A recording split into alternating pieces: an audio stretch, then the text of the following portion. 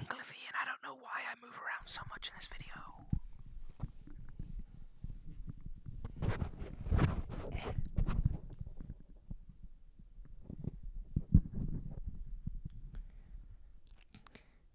I'm Glyphix. Today, I've got something a little bit different for you guys. I have rewatched recently a couple of movies that I love. Now, they're a little before my time. They're both from the early 80s. And they're both animated features. So the first of them is Fire and Ice, which was co-produced by Frank Frazetta, I believe in 1983, but I might be getting the two of them mixed up. The other is Heavy Metal, which was done in 1981. Again, those dates might be mixed around. The latter of those was made big basically by South Park. They did an episode which was awesome, where Kenny keeps getting high on cat urine and goes to this magical place, which is basically just trying to look at boobs, and that's the whole purpose of the place. And to be honest, they nailed it. They got the movie completely accurate. They got the animation right. They got everything. But anyway, so the two of these movies are what I would call teenage fantasies.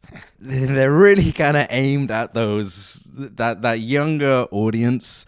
It's very sexualized. It's very, I'm a manly man. I'm a feminine woman. Gotta be saved. The idea is that you get these big burly guys like He-Man style saving these sexy ladies. And I gotta give it to them that the female body is shown just about as much as the male bodies. They seem to appreciate all walks, so fair play.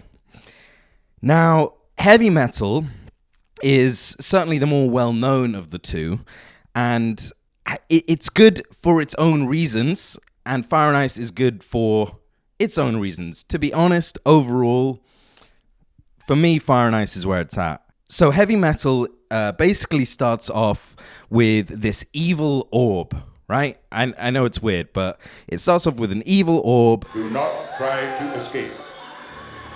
You are in my control. Look at me. I am the sum of all evils. And it's this orb telling secrets of the damage it's done to the human race over its, eons and eons of time. That's the basic setup. It's like a collection of stories, really. Whereas Fire and Ice is more of just one story. It's the land of fire against the land of ice. Pretty obviously, right? The reason that I prefer Fire and Ice is because of the art style. So the art style is by this guy called Frank Frazetta, which, by the way, sick name.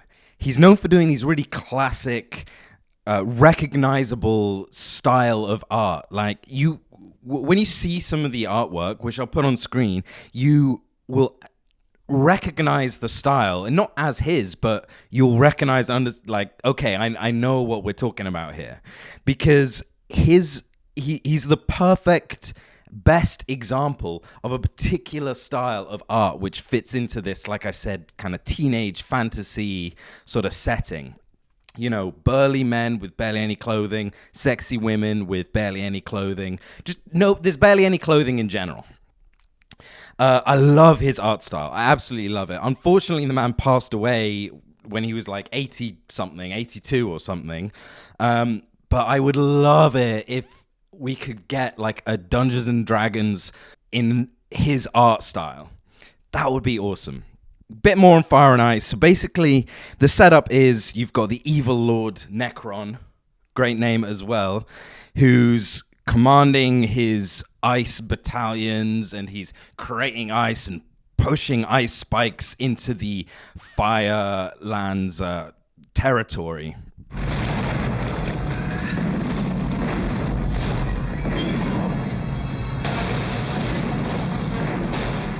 And on the fire side, we have the sexy young lady who gets kidnapped by them. Classic setup, it's classic setup. Come on, you can't get more classic than that. And a random explorer who's not even associated with the Land of Fire basically goes and tries to help her, save her, fire coming in, trying to kill the ice guys. Standard stuff, okay? There's not much to explain. But like I said, the art style, so it's using this technique called rotoscoping, which is basically where you film a live action, you've got someone like running, and then they trace over the artwork on top. So it was produced by Frank Frazetta, meaning that, all the art is in his style, and the artwork is done really, really well. On the other hand, heavy metal, which did not have him involved, the art style is like, it's cool or interesting in its own way because it's so crap. It's just the art quality, the animation quality just straight up sucks. But where heavy metal kills it, and I mean kills it, is on the soundtrack.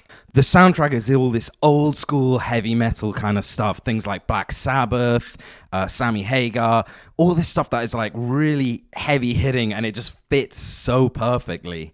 But again, even the acting quality is like not great. Hey, who's the chick? Look at my clothes.